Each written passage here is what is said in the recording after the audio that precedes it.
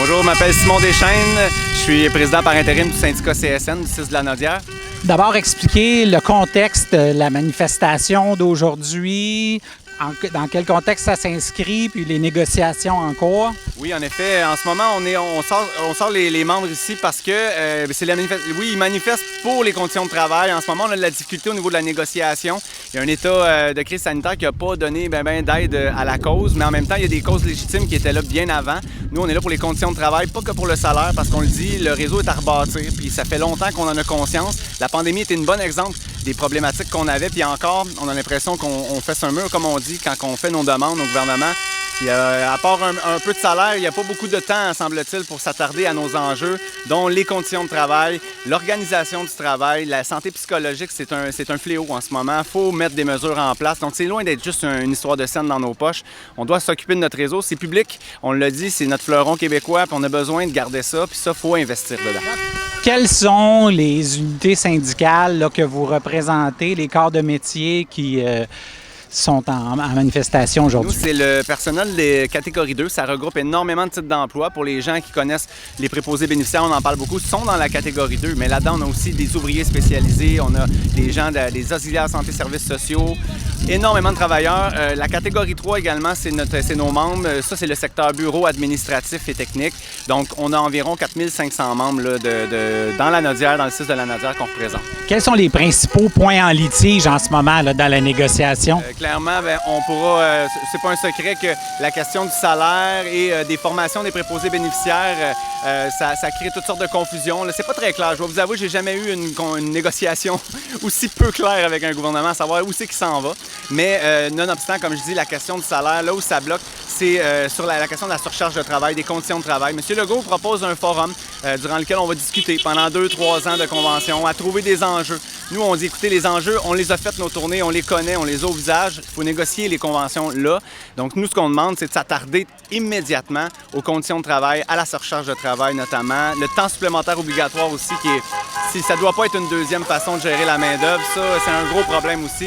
Et le gouvernement n'est pas très ouvert en ce moment avec ces enjeux. Que le fait que le gouvernement veut augmenter de façon substantielle le salaire des préposés, mais qui propose des augmentations beaucoup moindres pour les autres groupes de travailleurs, ça crée des frictions entre les membres? Je dirais que ça crée des doubles frictions, parce que la première plus grande friction, la plus scandalisante, c'est que les travailleurs préposés, qui sont déjà ici depuis peut-être 20 ans pour certains, se font dire par le gouvernement, bien, vous n'aurez pas le même salaire que ceux que je forme rapidement dans un contexte vraiment express, là, parce que 3 mois, c'est vraiment pas long pour une formation. On va les supporter quand ils vont arriver ici, les gens, mais ça crée des frictions au sein même des préposés, que ça crée 2 classes. Donc, une classe de préposés de CHSLD maintenant et une classe de préposés qui travaillent partout ailleurs dans le réseau, dans les hôpitaux, qui disent « OK, nous, on n'a pas droit à ça ». Première friction.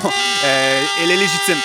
Par la suite, la question des salaires, bien là, c'est que M. Legault veut redéfinir un modèle de négociation qui date de plusieurs années. C'est son propre modèle de son gouvernement.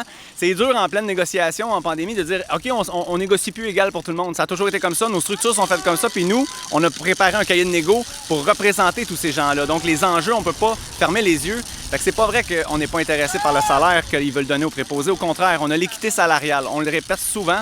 Là, il y a un levier pour aller justement les augmenter, particulièrement eux, parce qu'il y a une iniquité depuis 2010 qu'on essaie de régler. Mais encore Legault, il ne va pas vers ça. Il en parle, mais il n'en parle pas si fort. Et vous l'avez évoqué tantôt, on est en contexte de COVID-19.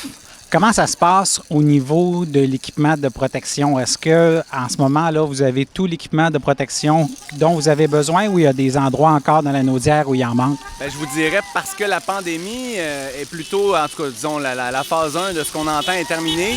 Il n'y a pas de problème en ce moment, ça c'est sûr. Mais tout au long de la pandémie, ça a été la chasse aux sorcières de trouver les boîtes de masques puis de toujours s'ostiner.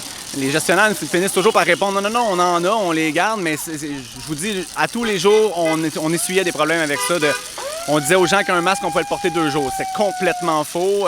On sentait réellement là, qu'il y avait un désir de rétention du matériel.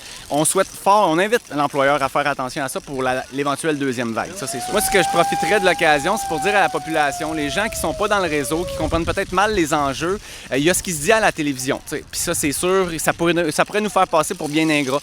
Mais comprenez qu'on travaille pas que pour nous, on travaille pour vous, on travaille pour la population. Les gens qui sont ici puis sont restés ici en ce moment avec les conditions qu'on connaît, connaît, c'est parce qu'ils aiment vraiment ça, parce qu'ils aiment ça s'occuper de leur monde.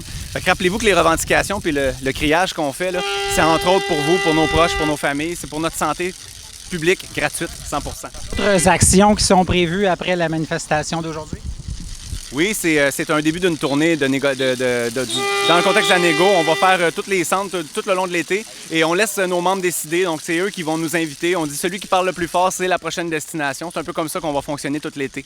Prochaine destination, ce sera Lanoret, CHSLD Lanoret.